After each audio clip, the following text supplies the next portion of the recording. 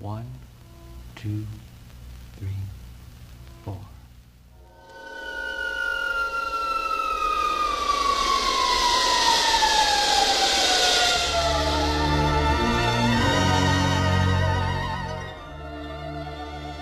Oke, halo teman kumis. Jadi perkenalkan sebelumnya, nama gue Hamdika Dwi Dentana Rentar. Biasanya teman-teman di luar manggil gue Bejo. Kalau misalkan di rumah ada yang manggil keluarga gue manggil juga Reja.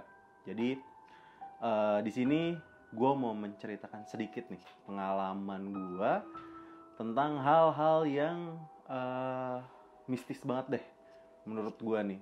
Ini kejadian yang teringat lah, membekas lah di memori gue. Kejadian ini terjadi sekitar tahun 2015 silam. Posisinya saat itu gue sedang berkuliah di universitas di Depok. Dan posisinya juga gue ngekos di sana. Jadi kadang gue pulang pergi itu ya seminggu sekali lah gitu, dari rumah ke Depok. Rumah gue di Bogor. Nah, jadi gini, selang berkuliah itu kan ada liburan semester nih. Nah, saat liburan semester gue dan teman-teman itu memutuskan untuk berlibur. Tapi kita masih bimbang nih untuk liburannya, kita mau ke daerah pantai kah atau pegunungan seperti itu. Dan kita ambil satu suara, akhirnya kita memutuskan untuk pergi ke pantai. Untuk tempatnya itu salah satu tempat di Kepulauan Seribu. Gue juga nggak bisa nyebutin namanya. Singkat cerita, gue berangkat itu 11 orang dengan posisi 6 laki-laki. Jadi kurang lebih 6 laki-laki dan 5 perempuan. Kita berangkat ke sana kalau nggak salah hari Jumat pagi kita berangkat. Tapi sebelumnya, karena teman-teman gue juga yang di Bogor banyak nih yang mau ikut, jadi teman-teman gue itu berangkat H-1, kita berangkat bareng nih dari Bogor. Kita naik mobil, kita berangkat bareng ke Depok, karena posisinya kita tuh nginep dulu nih di Depok sehari. Udah gitu besok paginya kita baru berangkat. Nah, saat kita berangkat dari Bogor, kita tuh berangkat dari Bogor itu kurang lebih sekitar 5 orang. Jadi 4 orang laki-laki dan 1 orang perempuan. Kita berangkat dari Bogor pakai satu mobil. Sesampainya di Depok, itu posisinya sudah cukup malam, jam 9 atau setengah 10. Nah, karena masih seperti anak-anak muda lah. Jadi kita tuh sebelum besoknya kita berangkat, kita masih pengen cari makan dulu nih di luar bareng-bareng. Nah, akhirnya kita berangkat, posisinya 2 mobil, 11 orang. Kita berangkat cari makanan. Itu kita cari makan di daerah Jakarta, di Blok M. Kita makan Gultik. Nah, ini ada satu peristiwa yang gue juga nggak tahu, maksudnya tuh gue nggak tahu kenapa bisa terjadi gitu loh. Jadi posisinya yang bawa mobil pertama itu gue, samping gue ini temen laki-laki gue, sebut aja namanya Ale. Nah, di belakang itu ada sekitar 3 orang, laki-lakinya 2, ceweknya 1, yang tadi gue sebutin yang kita dari Bogor bareng tuh. Nah, saat kita lagi di jalan mau berangkat makan, gue bawa mobil. Seperti biasa bawa mobil ya, kita nyetel-nyetel lagu lah ya kan di mobil, apapun itu. Nah, terus saat kita lagi di jalan, lagu ini tiba-tiba berhenti. Lagunya tiba-tiba berhenti. Gue juga nggak tahu pasti kenapa lagunya berhenti, ataukah mungkin sinyal kah, atau mungkin handphonenya atau gimana. Jadi lagu berhenti. saat lagu berhenti, itu posisi gue bawa mobil, gue sadar gue bawa mobil tuh gue ya gimana sih, lu bawa mobil lu fokus ke jalan kan. Saat gue lagi bawa mobil, tiba-tiba tuh gue eh, kayak nggak lagi bawa mobil gitu loh. Gue tiba-tiba kayak ngeblank dan posisinya tuh gue kayak berat banget pokoknya. Pikiran gue tuh kayak berat banget. Gue tuh kayak di daerah sinilah, daerah-daerah leher belakang itu tuh kayak ada yang neken banget. Gue lagi bawa mobil, gue berat banget sampai akhirnya ternyata gue nggak sadar bahwa kita tuh harusnya muter balik. Kita tuh harusnya memang muter balik karena itu putaran balik. Jadi kalau lu nggak muter balik, otomatis lu akan nabrak trotoar gitu loh. Nah gue posisinya saat putar balik, ternyata gue nggak putar balik, gue masih lurus. Itu kalau nggak ada teman gue, si Ale yang ngagetin gue, nepak gue, itu gue nggak mungkin langsung, kemungkinan kita nggak berangkat besoknya, kayak gitulah. Jadi tiba-tiba gue ngeblank, gelap, terus posisinya gue lagi bawa mobil dan yang kayak ngambang aja gitu. Dan saat gue ditepak sama Ale, posisinya kita memang udah deket banget sama trotoar. Itu gue langsung banting setir ke kanan. Teman gue sempet teriak juga yang di belakang, karena mungkin kaget juga, gue juga kaget. Gue banting langsung ke kanan, posisi mobil alhamdulillahnya itu nggak kenapa-napa. Jadi nggak sempet kita nabrak lah, alhamdulillahnya gitu. Dan di situ temen gue Ale, dia langsung kayak nada marah gitu lah ke gue. Jo, lu kenapa? Gue nggak kenapa-napa, Le. Lu nggak kenapa-napa, lu nggak mungkin nggak kenapa-napa. Lu kita hampir nabrak cuy, kata dia gitu. Gue nggak kenapa-napa, gue bawa mobil, gue biasa gitu. Wah lu gila, katanya. Oh gue nggak tahu, kata gue teh. Udahlah, kata gue gitu. Itu kejadian pertama sebelum kita berangkat ke pulau tersebut. Akhirnya dari kejadian itu kita udah lupain, kita makan. Sehabis makan kita pulang lagi ke kosan.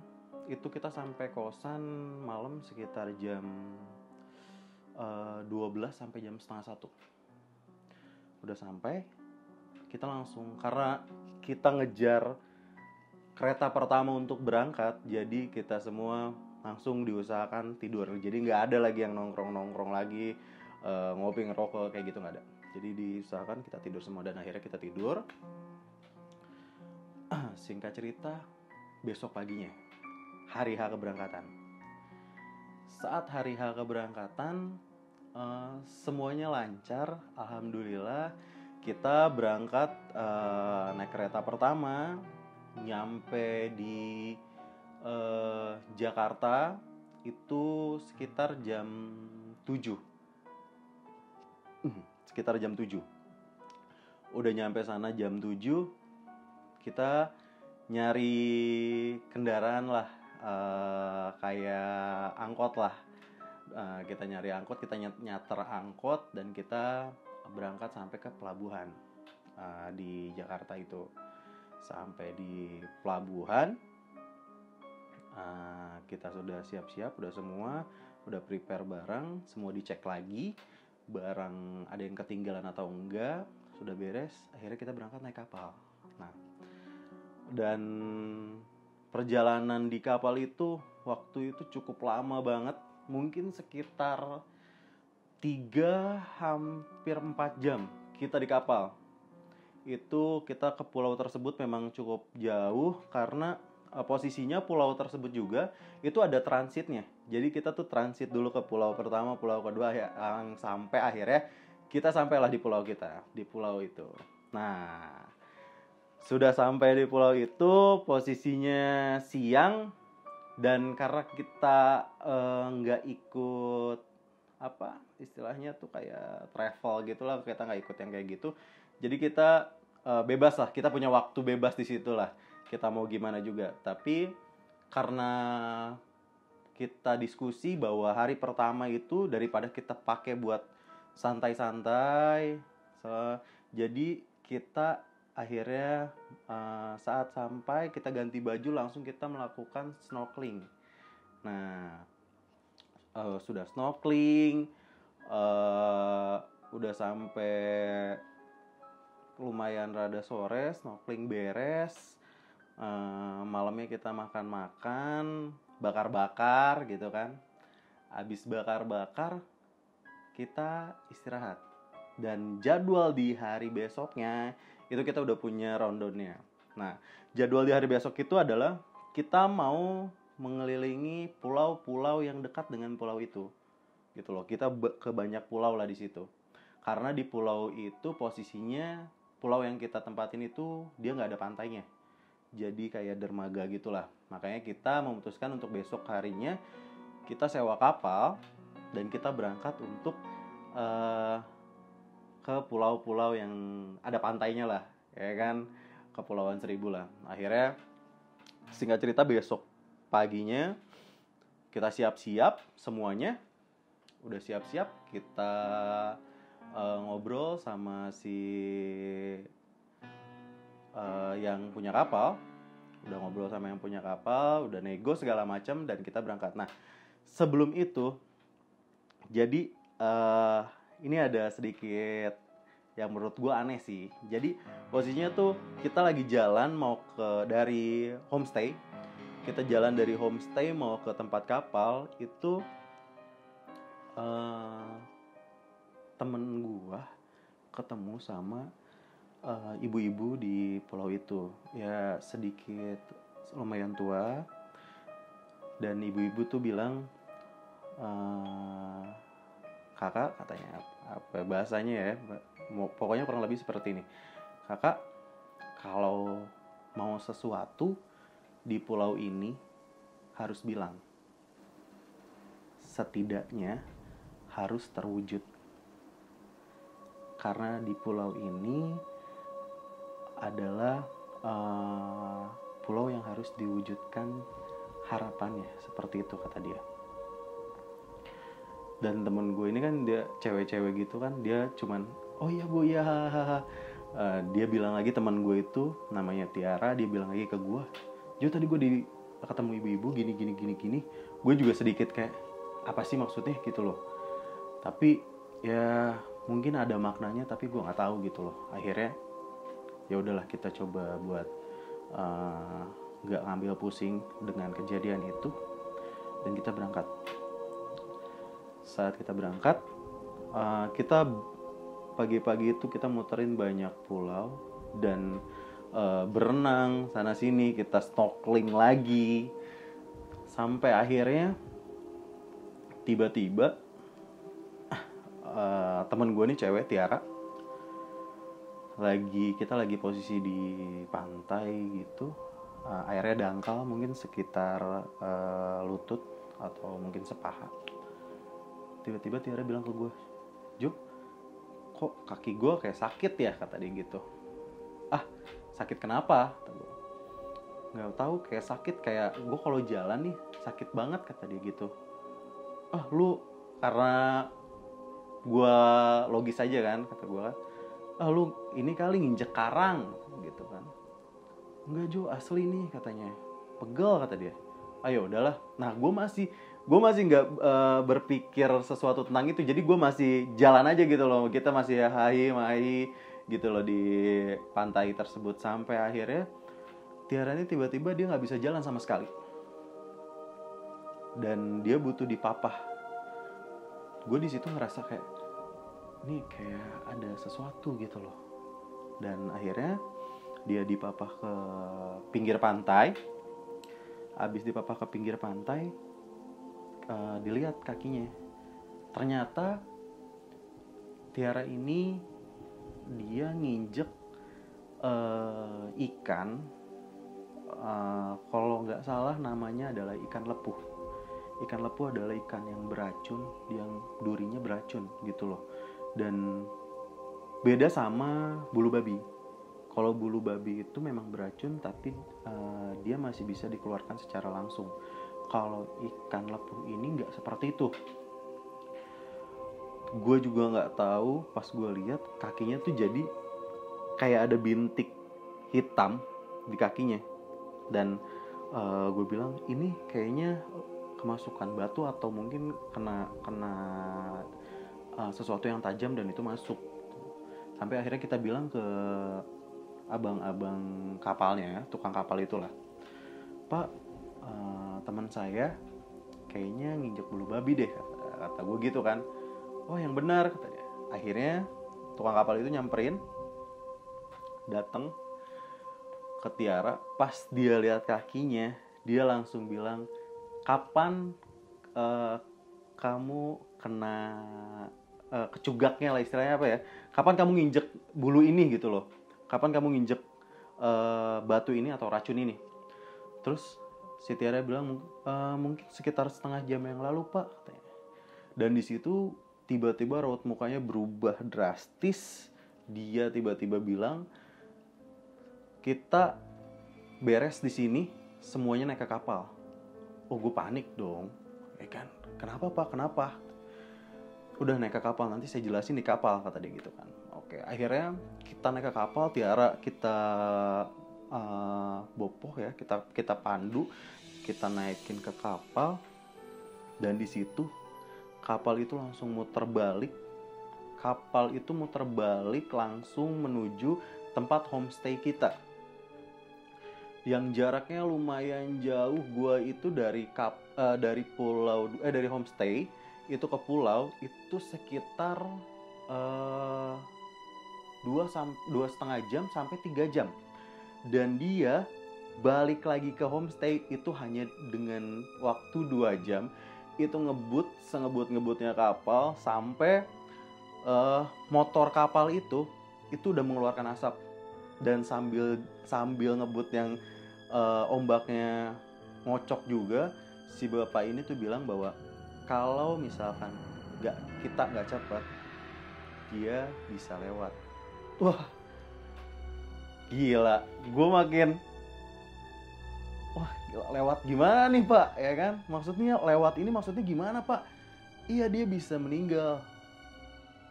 Di situ langsung kita semua diem. Gak ada satupun yang ngomong lagi. Kita udah kasih Tiara, ya gimana rasanya?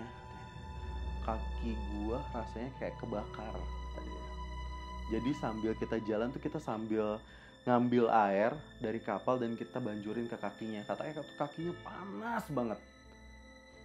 Dah. Dan singkat cerita, jadi kita udah perjalanan 2 jam tersebut, kita sampai ke dermaga awal. Dari dermaga, bapak-bapak itu langsung lari nyari temennya yang ada kendaraan motor. Tiara langsung dibawa pakai motor itu. Kita sama sekali nggak tahu posisi Tiara dibawa kemana, kita nggak tahu. Jadi kita lari dari belakang ngikutin motor itu. Kita lari terus teman-teman, sampai akhirnya ternyata dia sampai dianterin ke puskesmas. Nah, di puskesmas itu ternyata apesnya dokternya nggak ada perawat di situ. Dan di situ hanya ada istilahnya apa ya, yang dituakannya lah. Akhirnya yang dituakannya datang, ditanya, kenapa ini kakinya nginjak seperti bulu babi lah gitu. Namanya adalah ikan lepuh. Nginjak seperti itu.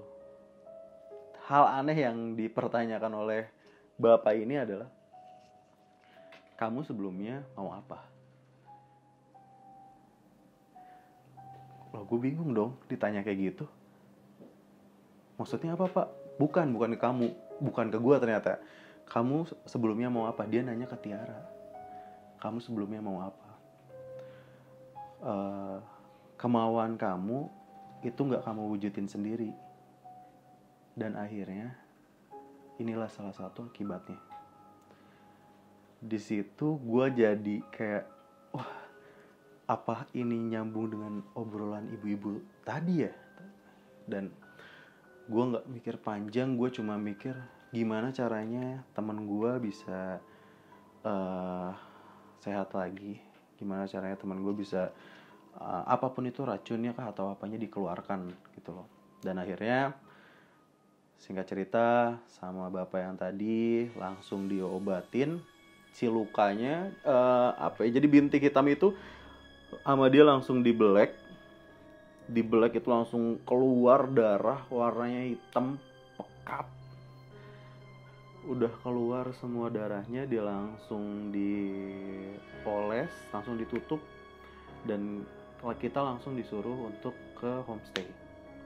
Akhirnya ya udahlah, kita dari situ beres, kita langsung Tiara dibonceng sama pengendara yang tadi sebelumnya, dia dibawa ke homestay.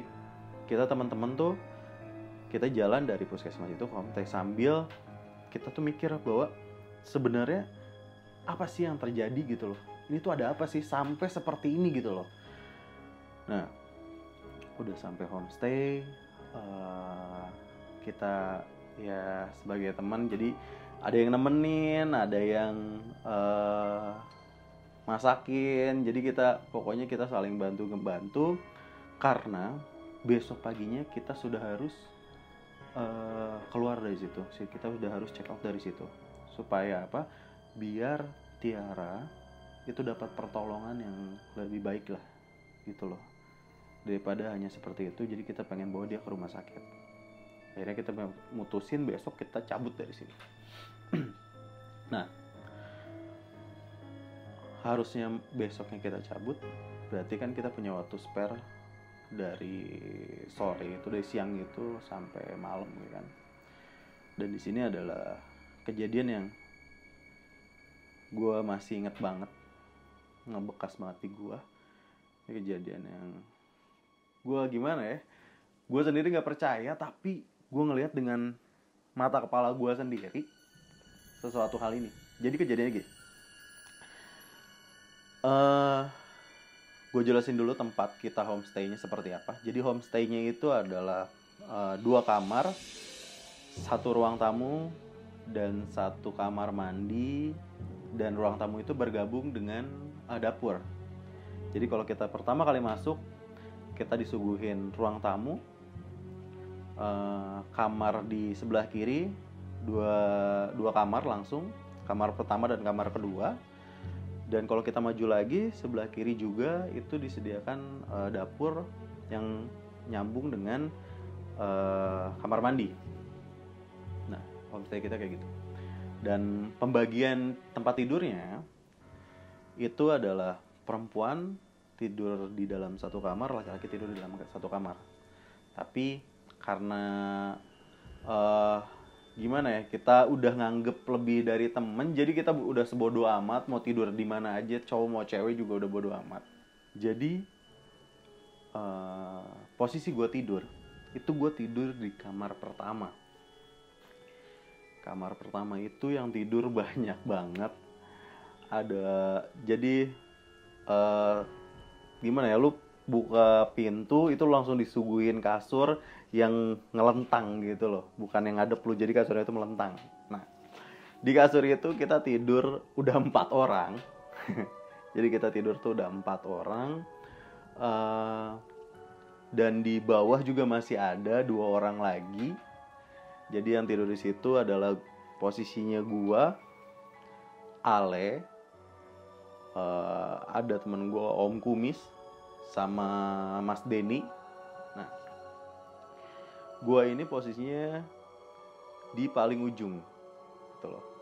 Nah, tapi itu hanya beberapa menit aja, karena tiba-tiba temen gue yang di bawah ini naik ke atas.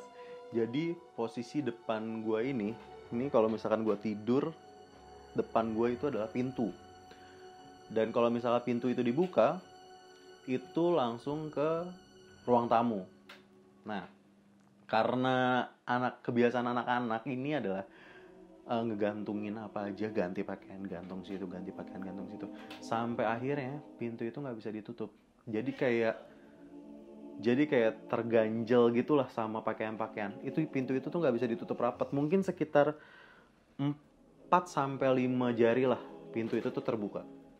Nah, Akhirnya kita semua tidur. Terus nggak tahu kenapa, tiba-tiba gue kebangun. Gue nggak tahu itu jam berapa, tiba-tiba gue kebangun. Dan hal yang pertama kali gue lihat, ya kan, adalah ada suara TV nyala gitu loh. Pemikiran gue, oh anak-anak masih ada yang bangun, masih ada yang nonton TV nih di ruang tamu. Dan nggak tahu kenapa gue tuh pengen ngelihat ke arah ruang tamu itu. Pas gue lihat ke arah ruang tamu, ada sebatang rokok di atas asbak. Gue mikirnya, oh anak-anak mungkin nonton sambil ngerokok. Pemikiran gue masih logis gitu, masih positif. Nah, sampai akhirnya tiba-tiba gue kayak ada yang aneh nih. Karena ketika gue bangun, itu gue duduk posisinya, gue ngelihat anak-anak sama sekali nggak berkurang. Jadi anak-anak masih tetap di situ, masih tetap hal sama. Dan nggak mungkin dong cewek-cewek yang di kamar sebelah itu kan nonton jam sudah malam lah. Pas gue lihat lagi, gue fokus ke arah rokok itu yang cuma bisa gue lihat dari 5 jari kebukanya pintu. Tiba-tiba gue ngeliat rokok itu kayak bergerak dan rokok itu terangkat. Rokoknya kayak terangkat gitu. Gue pikir, oh ada yang ngerokok nih, ya kan? Gue ngeliatin dong, karena gue pengen lihat dong siapa yang lagi ngerokok. Tapi sama sekali nggak kelihatan tangannya. Jadi gue hanya ngeliat seakan-akan rokok itu ngelayang. Rokoknya itu ngelayang. Terus tiba-tiba rokoknya jatuh. Das. Dan rokoknya jatuh itu tepat di asbak. Kalau gue mikir, siapa yang ngerokok kayak gitu? Ya kan gak mungkin kita ngerokok, posisi rokok mau ditaruh di asbak kita lempar, gak mungkin. Dari 5 jari yang terbuka dari sela-sela pintu, pas gue perhatiin lagi, ternyata itu jenglot. Wah, gila. Sampai sekarang gue masih merinding ngebicarain ini. Gue ngeliat jenglot duduk sila ngebelakangin gua. Posisinya badannya tuh kurus, saking kurusnya mungkin hanya tulang dan kulit aja yang tersisa. Rambutnya panjang, tapi rambut panjang gak kurus. Dan kukunya panjang banget. Gue nggak tahu sepanjang apa, punya benar-benar panjang. Gue cuman diem, gue ngeliat itu, gue cuman diem ngeliat itu, dan gue mikir langsung astagfirullah, gue halu gitu loh. Ini nggak benar, apa yang gue lihat nggak nyata gitu loh. Akhirnya gue merem sebentar, gue nenangin pikiran gue nenangin hati gue, dan gue coba untuk ngeliat lagi. Pas gue buka mata, sekarang jenglot itu udah ngadep gue dengan mata yang merah nyala. Di situ gue kaget, gue bener-bener, gue nggak tahu harus gimana. Gue mau baca bacaan apapun itu terbata-bata. Dan hal yang gue lakuin adalah gue ngebangunin teman gue. Gue ngebangunin Ale yang posisinya persis di sebelah gue. Gue goncang, dia lagi tidur, gue goncang, gue tarik sambil gue bilang, le tolong le, ada itu. Terus dia sambil, ya namanya orang baru bangun tidur, dibangunin dengan cara itu, mungkin dia kesel juga. Jo, apaan sih? Le, bangun dulu, please Le, bangun Le, tolongin gue, kata gue gitu. Hampa, dia bangun, gue cuma dimarahin. Bego lu tahu nggak ini jam berapa? Katanya. Besok kita berangkat. Lu lihat Tiara lagi kayak gitu. Lu nggak usah ada-ada deh, kata dia. So nggak usah ngada-ngada. Gue di situ langsung, Le, tolongin gue Le, di situ ada gitu. Gue udah ngasih tahu Ale, dan Ale tuh kayak, udahlah lu, apaan sih lu, katanya. Udah tidur, katanya. Ale langsung rebahan lagi, tidur. Posisi gue tuh masih ngadep Ale, gue masih duduk ngadep Ale, gue nggak berani ngadep ke depan. Dan akhirnya gue mutusin untuk gue ngadep ke depan, karena gue meyakinkan lagi kan. Pas gue ngadep ke depan, ternyata jenglot itu atau wujud dari itu udah nggak ada, tapi rokoknya masih nyala. Dan gue nggak banyak omong, gue langsung rebahin badan. Niat gue rebahin badan, gue mau tidur. Pas gue rebahin badan, gue niat gue mau tidur, posisinya gue udah berjajar sama teman-teman gue. Pas gue melek, dia ada di atas. Di atas, bener-bener di atas kepala, ngeliatin lu dengan kuku panjang, mata merah. Dan di situ gue langsung refleks, gue loncat, gue ngebalikin badan. Gue udah nutupin muka gue. Si Ale kebangun, Jo, apa-apaan sih? Gue udah nggak mau ngejawab Ale, gue udah tidur gue. Dan gue baca semuanya yang gue bisa, sampai akhirnya gue ketiduran. Di situ benar-benar gue nggak tahu lagi mau ngapain. Gue cuma bisa tidur. Besok harinya, singkat cerita, besok harinya kita terbangun. Ale nanyain gue, Jo, lu malam kenapa? Gue udah nggak mau jawab. Gue udah nggak kenapa-napa. Kita beres-beres segala macam. Kita langsung pulang. Dari pulang nyampe ke Jakarta, maksudnya nyampe ke Darmaga Jakartanya. Itu dari situ kita langsung nyari rumah sakit untuk Tiara. Ya kurang lebih seperti itu teman-teman. Ya, hal yang bisa gue share ke teman-teman. Bukannya gue nakut-nakutin untuk lu nggak pergi ke sana, tapi mungkin ini sebagai pembelajaran aja bahwa kita harus, segimana excitednya kita untuk bersenang-senang, kita harus tahu posisinya. Itu tempat orang, itu tempat yang bukan memang kita untuk sering ada di situ. Seperti itu aja sih teman-teman. Ya, cukup teman-teman. Terima kasih telah dengerin cerita gua.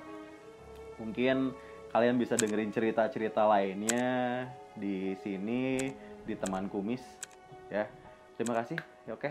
Selamat siang teman-teman.